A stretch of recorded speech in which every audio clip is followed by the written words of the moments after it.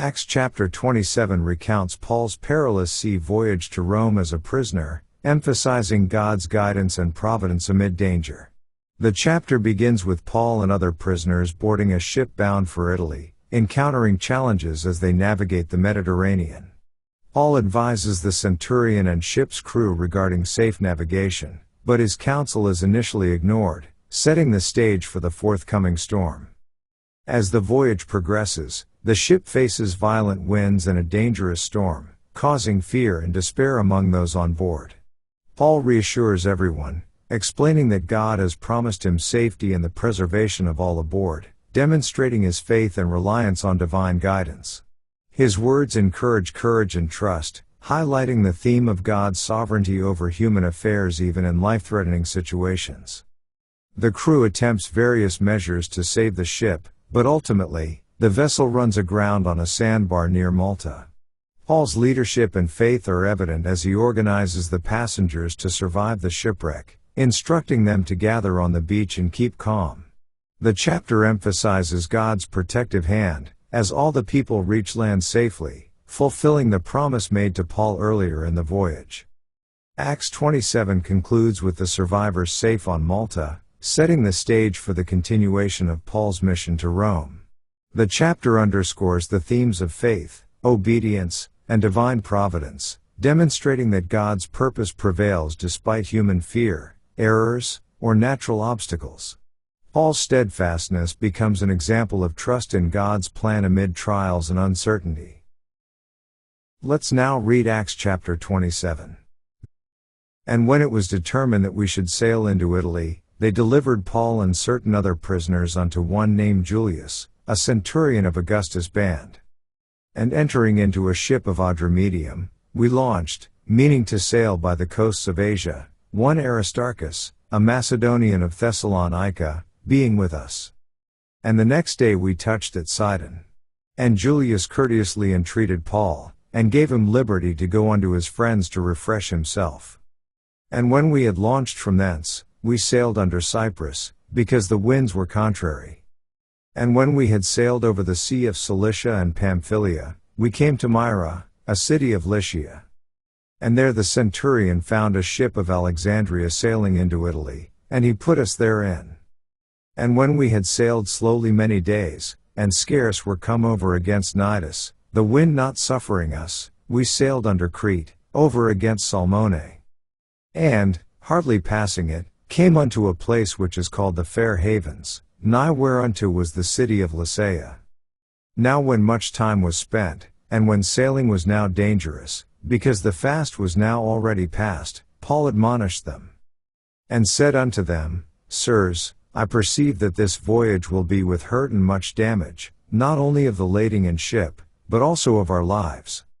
Nevertheless the centurion believed the master and the owner of the ship, more than those things which were spoken by Paul. And because the haven was not commodious to winter in, the more part advised to depart thence also, if by any means they might attain to Phoenix, and there to winter, which is an haven of Crete, and lieth toward the southwest and northwest.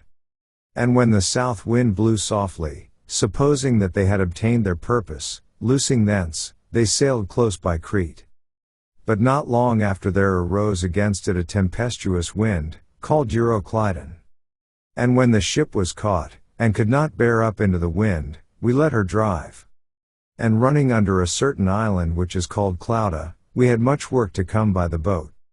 Which when they had taken up, they used helps, undergirding the ship, and, fearing lest they should fall into the quicksands, strake sail, and so were driven.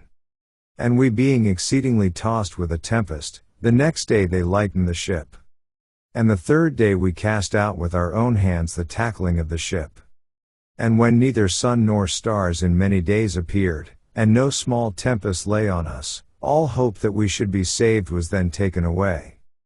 But after long abstinence Paul stood forth in the midst of them, and said, Sirs, ye should have hearkened unto me, and not have loosed from Crete, and to have gained this harm and loss.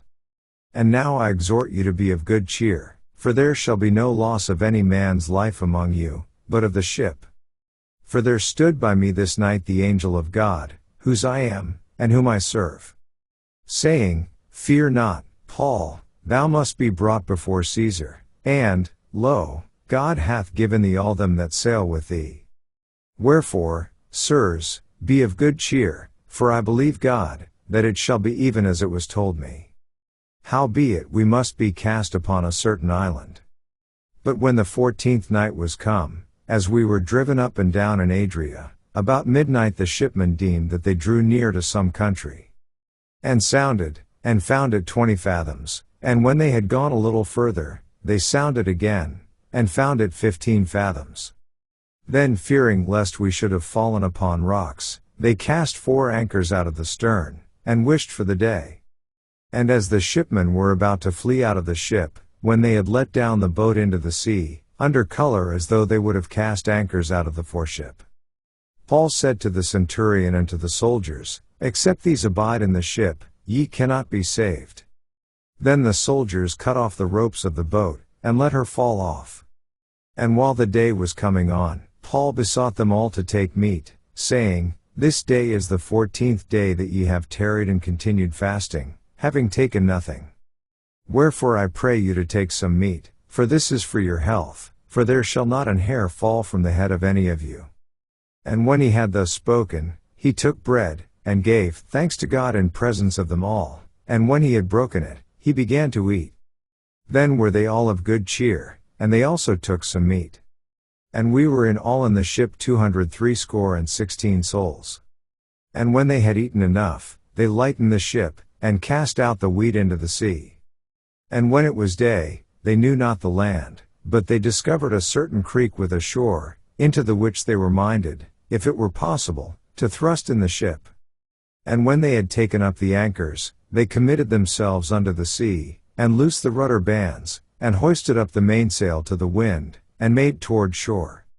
And falling into a place where 2 seas met, they ran the ship aground, and the forepart stuck fast, and remained unmovable, but the hinder part was broken with the violence of the waves. And the soldiers' counsel was to kill the prisoners, lest any of them should swim out, and escape. But the centurion, willing to save Paul, kept them from their purpose, and commanded that they which could swim should cast themselves first into the sea, and get to land. And the rest, some on boards, and some on broken pieces of the ship. And so it came to pass, that they escaped all safe to land. This ends our reading of Acts chapter 27.